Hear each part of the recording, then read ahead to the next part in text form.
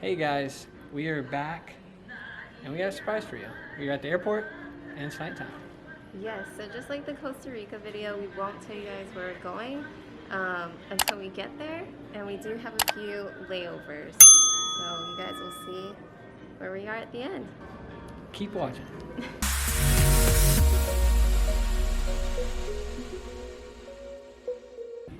Alright guys, we made it to Canada, Vancouver, Canada, but this is just a stopover, our first stopover. We did take a red eye, so we are a little tired. We were cramped all the way in the back, the last seat right next to the bathroom. So that was fun. Yeah, no recline. And I think both of us only got about 2 hours of sleep. So it's going to be a fun journey because we got this flight and then... Yeah. I don't know why I said that.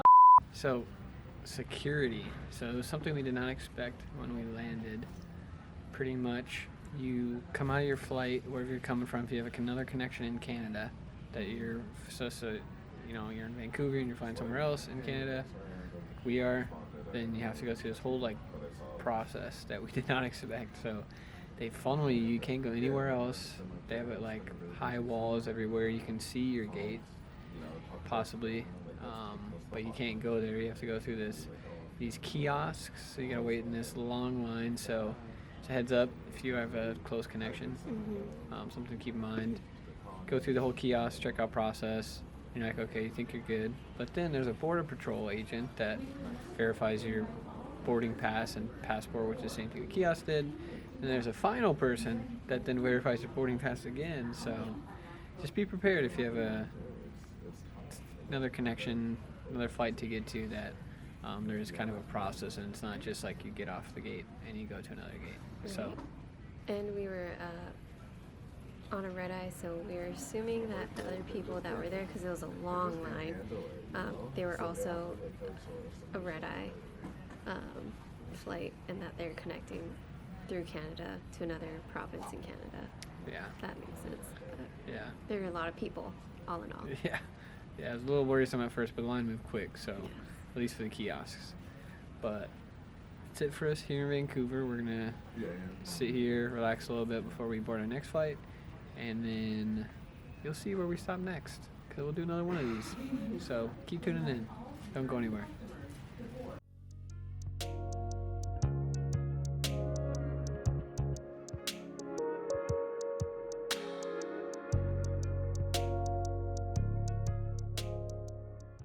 All right, we're back. Second leg done. So we flew from Vancouver to Montreal. So Montreal is our last layover.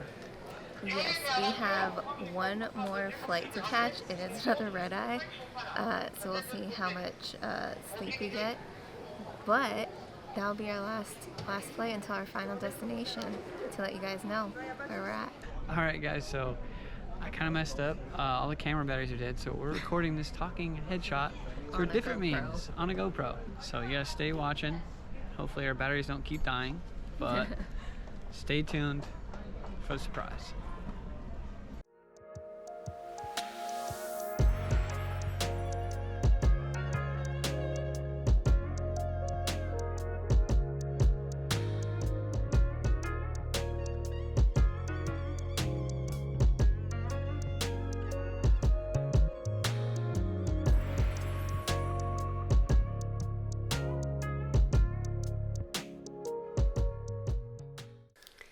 Alright guys, we are at our final destination. We made it through three flights? 3 flights? 3 flights, 2 stopovers, 1 train ride, for a total of, I think, just under 30 hours of traveling. This might be our longest travel day to date. So, but we are in Italy!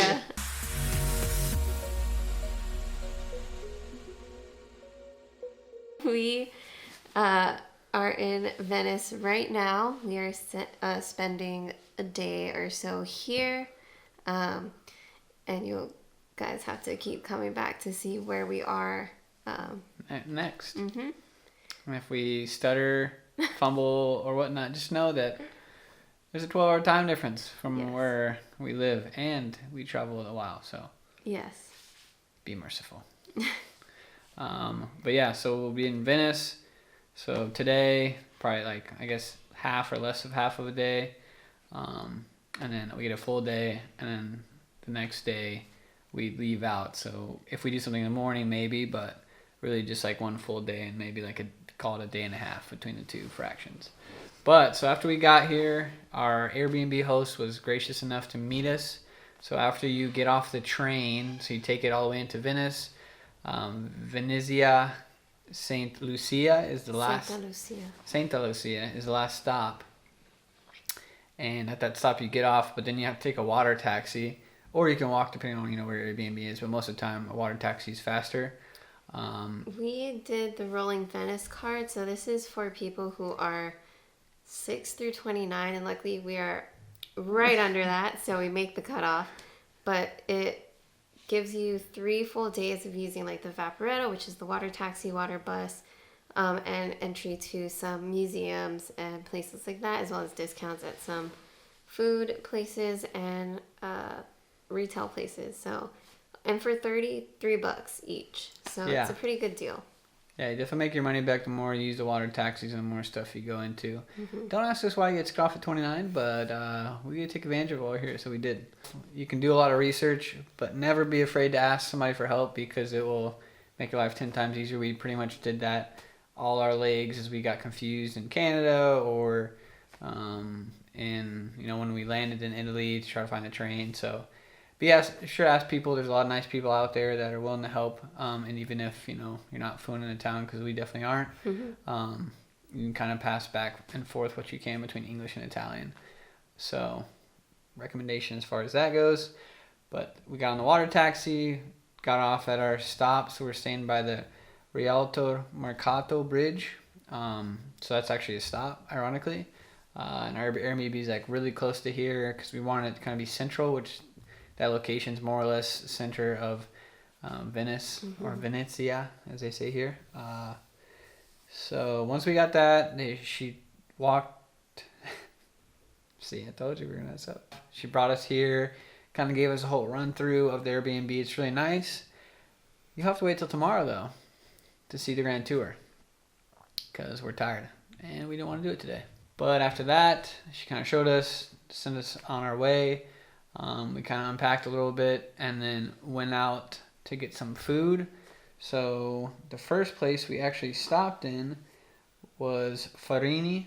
It was like more or less a pizza / bakery / cafe / bar. It kind of had a little bit of everything. I just stopped in there because I was hungry, and they have like the window where you can see the different pizzas they make, and they sell them. I think you can buy the pizza, because I saw people sharing a pizza, but most people just buy the slice because it's huge. It's huge. I think I don't even know what the name of mine I got, but Shayla got like a zucchini one. It's really good. Yeah, but we'll throw an image of what we got here so you know what it looks like, but I don't know the name of mine. Next place, so after we got there, we were wanting to grab some water. We didn't know. I'm sure the water is, somewhat quality here, but we didn't really know and didn't want to risk like drinking water here and then, have an upset stomach or something for the time we have, so we don't lose days. So went from there to a co-op to get some bottled water to drink. And then after we went there, brought that back to our Airbnb, went back out for dinner, which we actually ended up going to where our Airbnb host recommended, which was Osteria, il Diavolo e l'acqua santa. Yes. Yeah. Went there. I guess they have traditional Venetian cuisine. So went there. We both got different spaghetti dish. I got the spaghetti al nero il sepia. So if you look it up and if you've seen the image, it is a black spaghetti, and what makes it black is the squid ink. So if you don't like fish or that fish taste, I would not recommend this to you. But if you do, I would try it because I think Venice is the only place that you can get this, which is why I wanted to eat it. And it makes your teeth black after, so. Very attractive. So then I got I don't remember the name on the menu, but it was spaghetti, garlic, oil, and chili pepper flakes. So it was good. It was very simple pasta, but very flavorful. And then got some gelato, of course, because there's a lot of gelato places on our way back to Airbnb. And then just kind of walked around, checked out what Venice had to offer, because it's, pretty lively at night. I'd say till about 10:30, 11. So we just walked around, ate our gelato, and looking at the different sites. So that pretty much does it for us today. Be sure to keep tuning in, because again, this is just, day one of our trip that will be here for 2 weeks. And we're not going to tell you the rest places we're going to go. So you're going to have to keep watching to figure out. Until next time, we're going to go get some sleep. Yes, lots of sleep. See you tomorrow morning. See ya. Bye.